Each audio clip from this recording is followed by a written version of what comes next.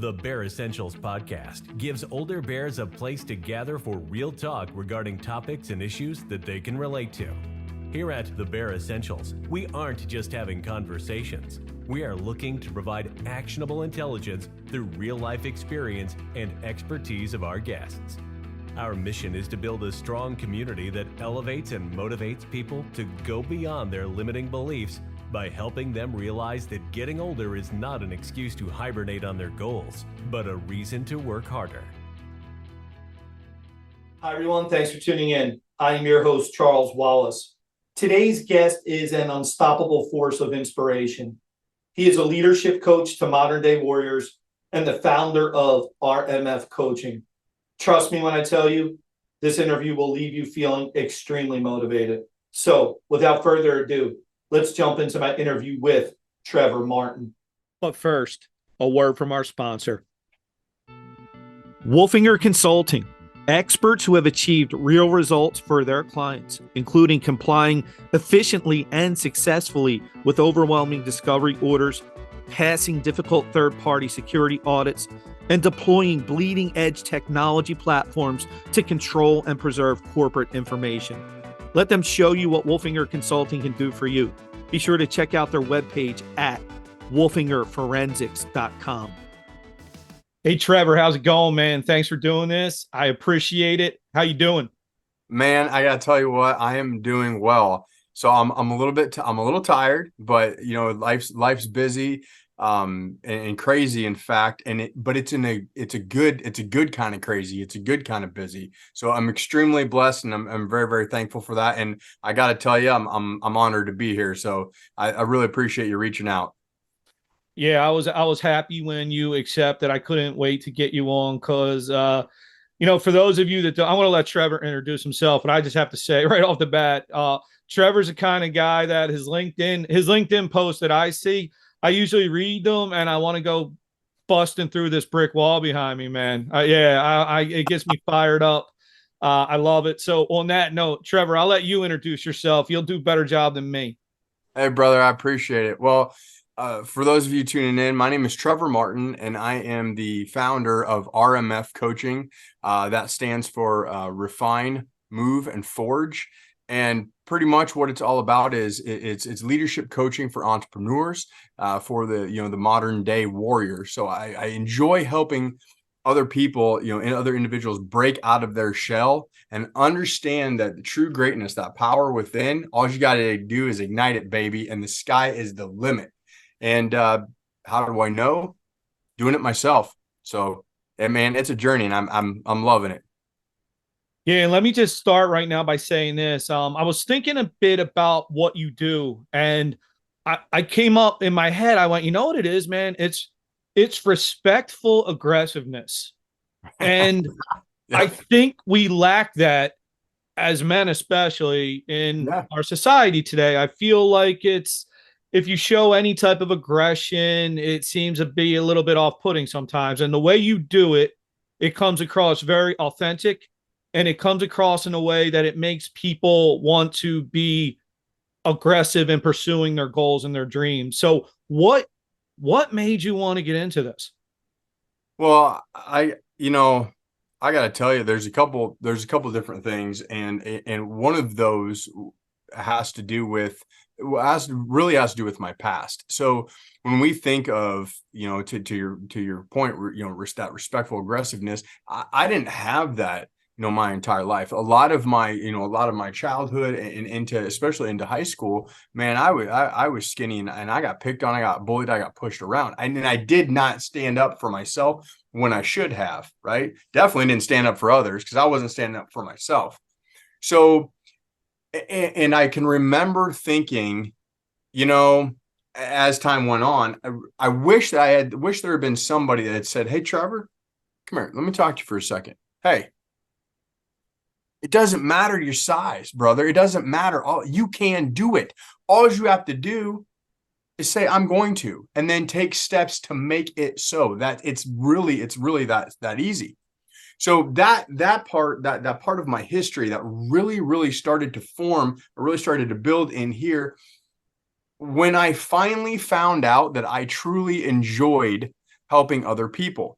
So I didn't always, I'll be honest with you, Charles, I'll be honest with you. I was a dick. I was an asshole for many, I'm 43 now. For the majority of my life, I was cocky. I put people down. I became the bully. The very thing that I hated, I became. And I pushed people away, family included. Man, I would step on you to get ahead. I'm not kidding. And I thought that you needed to appreciate the fact that you were just in my presence. You can ask anybody that's known me for a long time. So I can remember as the journey went along, about 5 to 7 years ago, I started on a journey, and it was a self-awareness journey, through a specific program where you kind of peel back the layers of yourself and you really get to look at who you are. And then once you identify who you are and what you are, you get to go ask other people these series of questions like, hey, well, on a bad day, how do I show up? On a good day, how do I show up? And Charles, the resounding message coming back from the public, from the people that I was, interacting with and leading at my 9 to 5 was, you're an ass, you're a dick. Like, we don't like being around you. We're around you because we have to. And that hit hard. And so I started to, like I said, peel back the layers and understand that there were some serious things that I needed to change, because I was not impacting people the right way. In fact, I was shoving them away. I was impacting people obviously the wrong way. So once that clicked, then I started to grow and I started to understand, okay, I need to make amends here. I need to change my tactics. I need to just change my mindset and drop a better lens in front of my eyes. I realized that I loved talking to people. I loved interacting with people so much that at my 9 to 5, I do leadership coaching, with individuals, and I wasn't getting enough of that. I wanted to do more. That was only a small part of my job, my 9 to 5. So I'm like, you know what, I'm going to take this on a larger scale. So I just threw Trevor Martin leadership coaching up on LinkedIn.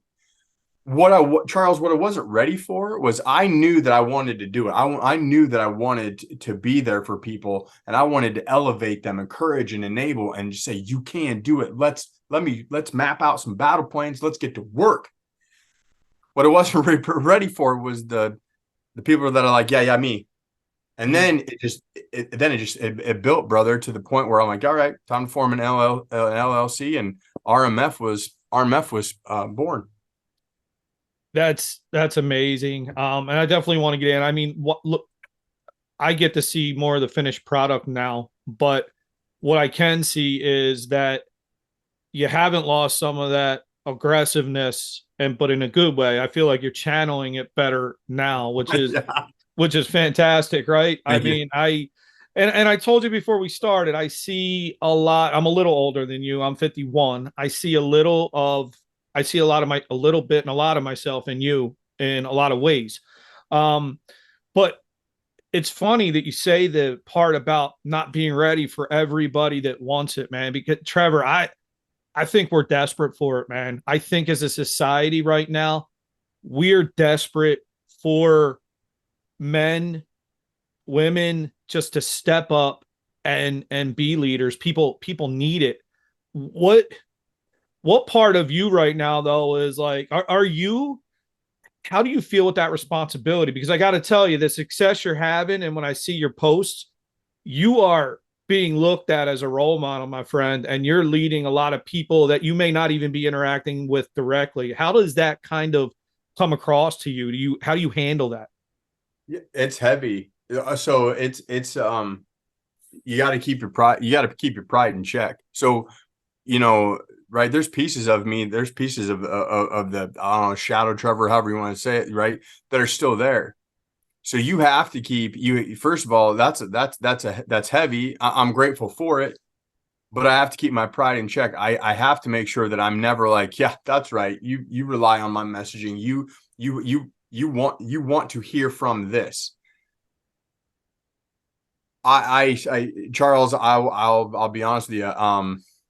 I've actually struggled with that, and more recently, as things have gotten busier, because that whole imposter syndrome, right? That just starts to creep in. You're like, really?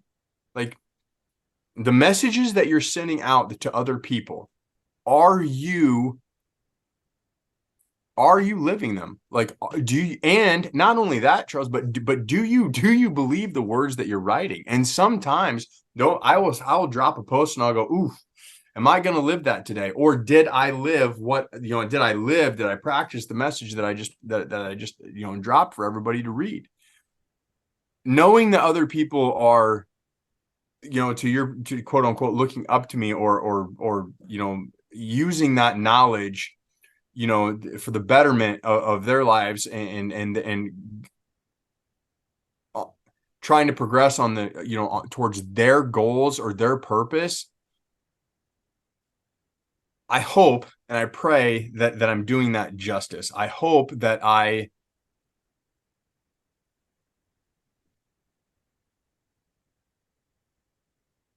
what really matters, I would say, and sorry for the silence. What really matters, it has nothing to do. It has nothing to do with me.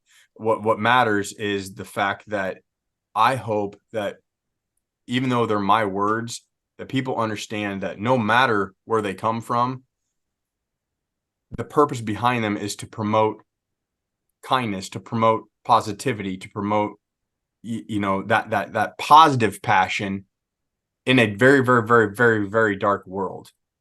I'm glad that people listen to me, but it shouldn't matter that it's my words. The words, that's what should matter, especially, as we connected on some, a dire subject, and it's just, that's what I truly hope that people take away, is just the meaning behind the words, not even the source. Well, I think you're doing that, man. If I could just listen, this is something I think about. I'll share this with you, and think what you want. Well, I mentioned this to somebody before as I started to kind of my own journey. I said, I'll have been successful when it's all said and done at this, based on all the people I impacted that I didn't even know about. Yeah. I don't need to know that I impacted somebody. I just want to live my life in a way that it will impact somebody, but I don't need to know about it, And I think what you had mentioned about the words we write, I was thinking about this too, man. Is like, sometimes if I put a post up there, it's funny, Trevor. I think those words, those posts are more for us to live up to the standard than for anybody else. Because I know some days I write something and I go, that's all for me. And I see people interact with it and I'm like, thank you. But honestly, I wrote that for myself because I needed it. Right. And I think you do. Listen, I think you're doing a great job with that, man. How much did that bullying, I see you talk about that a bit, man. And I wanted to really ask you about that.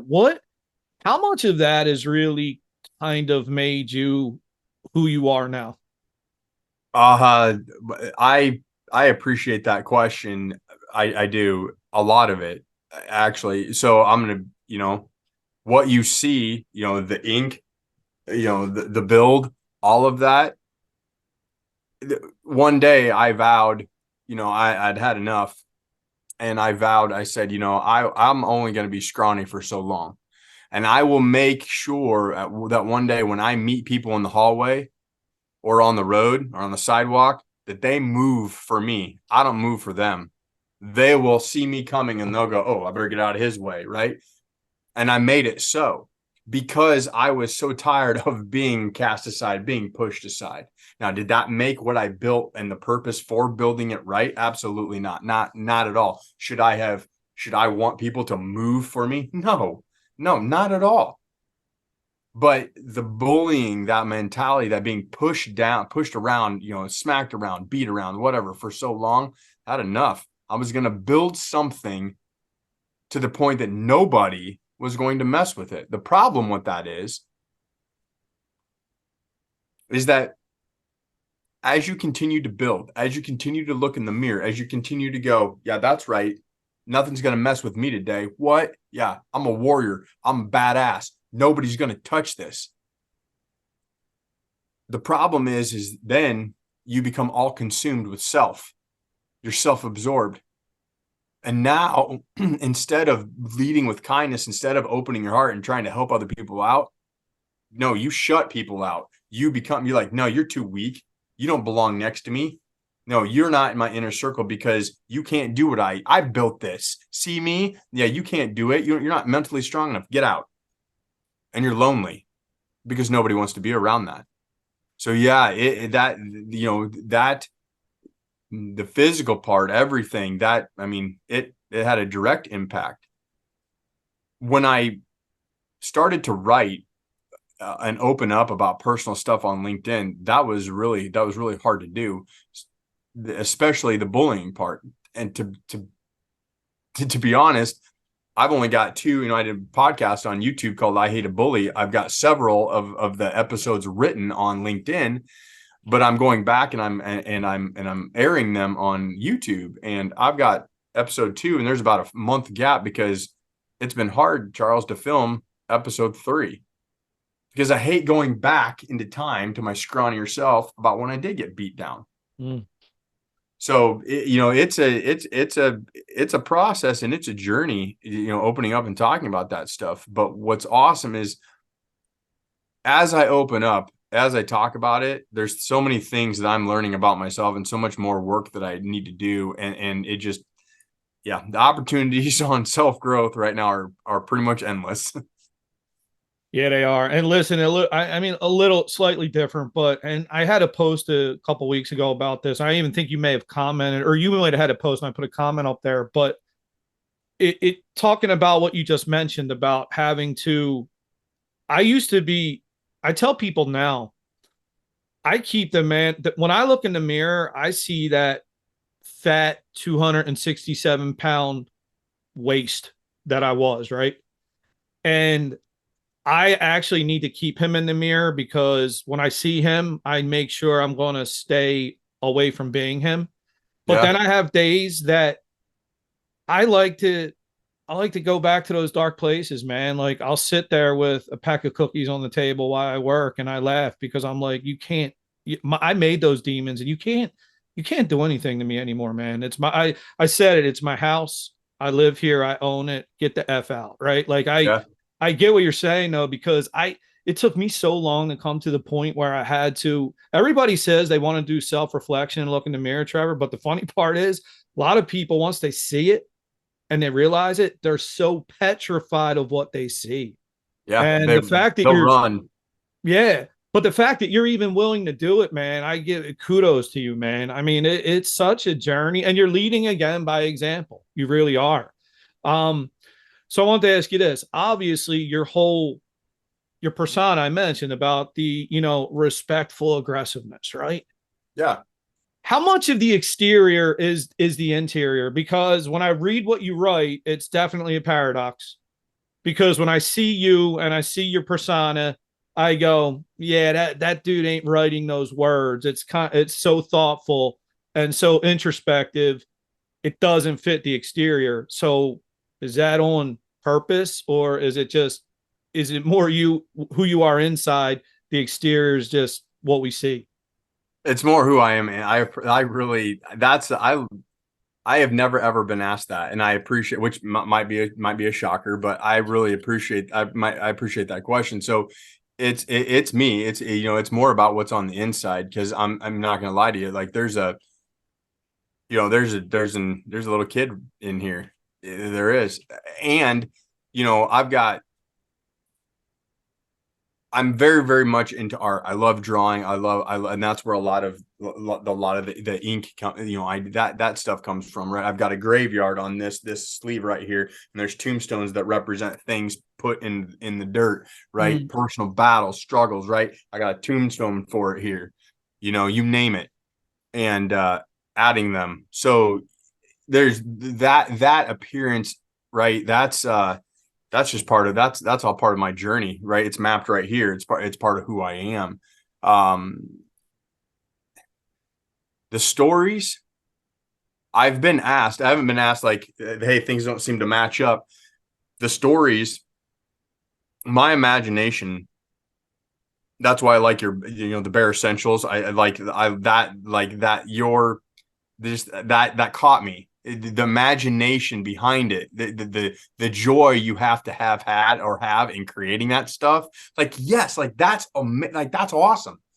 And so my imagination is going a mile a minute all the time. I'm sketching out landscapes in my head. I'm drawing things, right? I'm creating t-shirts, whatever. Like, it just does not stop. So I've been asked, like, okay, how long does it take you to create your content? It takes me, and where does it come from? It all comes in from here, or I'll see a picture and something will inspire me. And I'm like, ooh, I'm going to write a post about that. But a lot of it's from my past experiences, and I do research. I look at what people are striving for in today's world. And there is an overwhelming need for kindness and love and hope, right? Just hope for a better future. So in my world, hope starts with me. I have to embrace this power, and I have to ignite it, and I can start putting that out into the world. If I do that and I impact you and get you to see you can do the exact same thing as me, and then you start to do it, dude, I mean, we got a Justice League quicker than shit. And then it evolves, and we go and we go and we go. And pretty soon it's just a better place. Yes, I get it.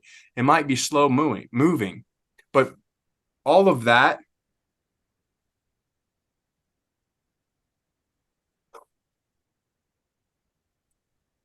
the posts, I want all of my content to reflect that.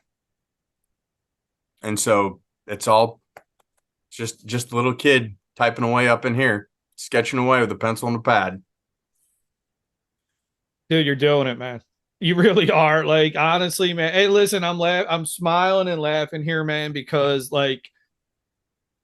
Yeah, it's literally art, drawing, painting, all of it. It's very similar. And I was telling somebody, I usually spend in the mornings now is when I get up before everybody else, I take care of my dogs. That's where I'm usually sitting at my desk, not paper anymore. I'm usually typing things out on my phone, like literally in fragments, and saving them to notes. And then, to your point, I'll see something throughout the day as I'm driving. But here's what I want to ask now, though, because this is what I don't think some people really get, man. Like, how hard is it to turn off? It's hard for me to turn off, man. I kid you not. Like my wife likes to fall asleep in total darkness and silence. I have to put headphones in, man, because if I lay in the dark, my mind can't shut down. I need noise. Like, how hard is it for you to shut your creative side off? it's extremely hard. It is. It's very, very hard. So I have never ever said this like in my existence, but I'm gonna say it. I'm gonna say it now, because it for some, I don't know, it just seems like the right time. So as I'm laying in bed, right, the family's asleep. We usually have a fan running in the bedroom. It helps me, helps everyone go to sleep. Lay my head down, and I look I'm facing the right. So if I'm looking to the right, there's the bathroom door, in the bathroom door, Mm-hmm. and the bathroom's black. And when I was younger, I was terrified, absolutely terrified of the dark. I used to be excited when my bedroom door would get shut, because the hallway light would still be on and I could see the glimmer of light underneath the door. I'm like, okay, everything's good. There's just a glimmer of light there. I used to absolutely be terrified of the dark, until I started to do that whole, right, growing up. And then I'm rebelling against things, because I'm at that point in my life. I'm like, you know what? I embrace the dark, right? I will no longer fear the dark at all. So one of the things that helps me go to sleep is I will look at that dark, the darkness in the bathroom, and go, oh, my friend, you're still there. Okay, good. Let's shut it down for the night. Mm-hmm. No fear, right? But it's just for me, and people are gonna watch this and go, okay, that dude's psycho. But for me, it's just looking at that and looking like, okay, it's just black. It's there. I'm here. I don't fear it. All is well. Flip the switch. But there is that wind down. There is that wind down time, because I'm the same way. Get up in the morning and it's all right. What are we drawing? What are we doing? What are we typing? What's my post going to be about? And go. Yeah. Yeah, man. It is. Listen, it's like, I think what really comes across with your stuff though, man, is the joy. Like it's not easy. It's hard, but it's so fulfilling and worth it. And I mean, listen, we talked about it a little bit before we started, right? Like we both, we'll have a post that just is fantastic. Every post that you ever write, you're like, oh, this is great. I love it, right? Like, that's gold. Not everybody sees it that way. But I mean, listen, Trevor, honestly, man, what I see so much with you is when I ask people to come on the show, what I'm really looking for is I want really somebody who's authentic, that somebody that I could see me confiding in, reaching out to, looking for advice, somebody who, if I read their content, I'm taking something from it. And you don't disappoint, man. Like I will look at your content on a regular basis.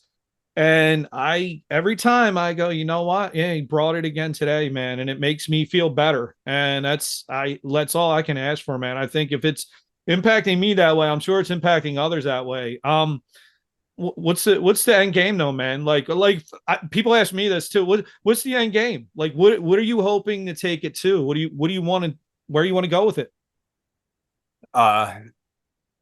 50-yard line, stadium full of individuals that at the end are roaring RMF, refine, move, forge. Let's go, baby. And I say that not at a prideful, not the focus. I want to hear that. I don't want people praising me. I want to hear that chant, because I want that many people realizing that, hey, I tapped into what's in here. I brought that, man. I pop open my shirt and there's an S on my chest, right? I can do whatever I will myself to do. Life does not bend us. We bend life to our will. So the end game is a shitload of people understanding that that's the case. Charles, I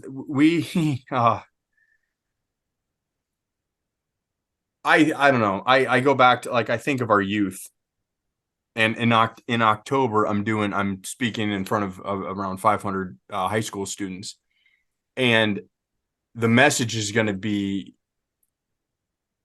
putting people first, like putting others first, like leading with kindness, and our youth need to hear that.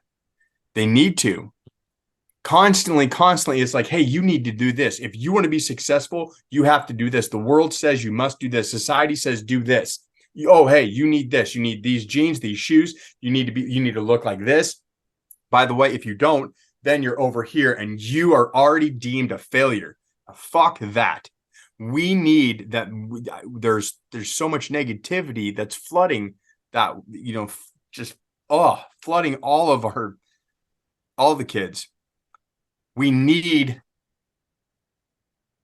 that positive messaging from so many different people, that I hope that through all of this, that just elevates, that it radiates out through others. That somebody reads a comment or reads one of the posts today and says, yep, I'm saving that. I'm going to go talk to my kids, or I'm going to go spread this message at work, or I'm going to just use it for myself, whatever it may be.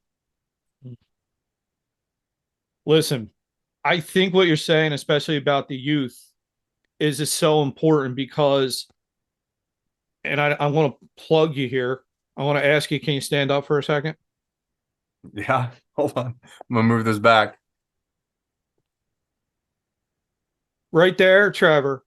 That's what especially our youth need, my friend, a battle cry. Ugh. And here's why, though, man, because I think what happens in society, man, from the youth up, and I don't mean this wrong. I'm not saying we need kids out there like fighting or anything like that, right? But I will say this: every kid needs to be willing to at least fight for themselves. Yeah. And too many aren't raised in a way that they're willing to even fight for themselves. And by the time they're older, they're shell shocked, man. It's like, they're just shell shocked. But I think you'll resonate with kids because, listen, man, I want to say the only way I can say this, and probably not suitable for work, man, but they look at Trevor and they go, you know what? I can relate because Trevor's not a pussy. And I think, no, honestly, I think what happens is sometimes the message comes across, especially for boys, right, man? They go, I don't resonate with that. But you, my friend, I think they'll rally around your battle cry. It'll become their battle cry. So I am pumped for what you're doing and what you're going to keep doing, my friend. Leave it at this, man. What is your battle cry?